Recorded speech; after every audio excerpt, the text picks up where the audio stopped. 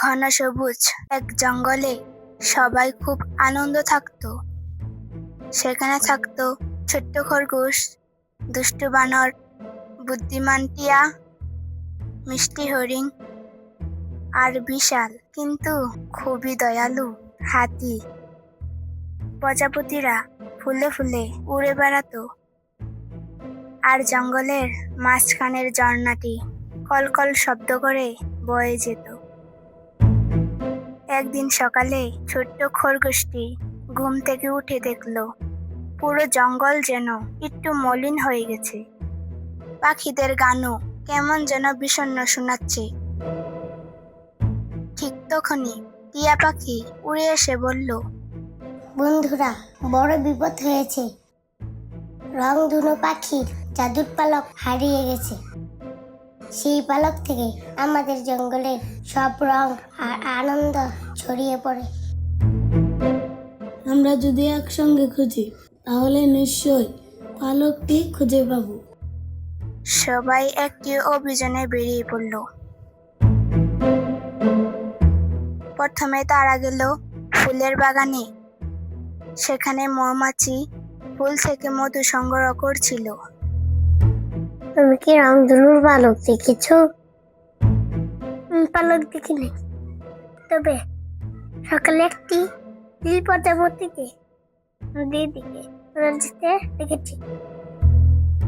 সবাই নদীর দিকে ছুটল। নদীর ধারে তারা দেখলো ছোট্ট কচ্ছপ বসে আছে। বানর জিজ্ঞেস করলো, তুমি কি রঙিন পালক দেখেছো? আমি একটা ঝলমলে পালক দেখেছিলাম, কিন্তু হঠাৎ জোর বাতাস এসে সেটিকে পাহাড়ের দিকে ঘুরিয়ে নিয়ে গেল। সবাই পাহাড়ের দিকে রওনা দিল। পথে অনেক বাধা এলো। কোথাও পড়ে থাকা গাছ, কোথাও কাটা ঝোপ, কোথাও ছোট্ট নদী।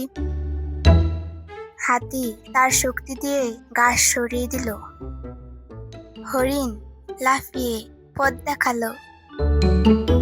বানর গাছের ডালে ঝুলে সবাইকে পার হতে সাহায্য করলো। টিয়া আকাশ থেকে দেখে নিরাপদ রাস্তা বলে দিল।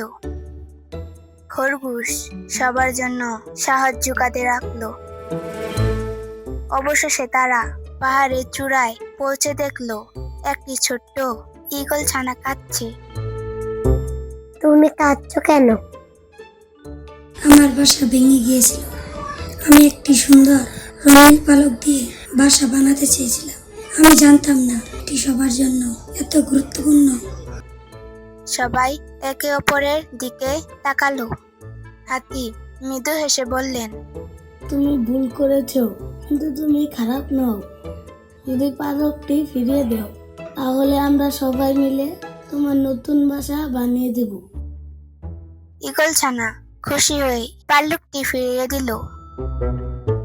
সবাই মিলে শুকনো ডাল, নরম পাতা আর ঘাস দিয়ে একটি সুন্দর বাসা তৈরি করে দিল।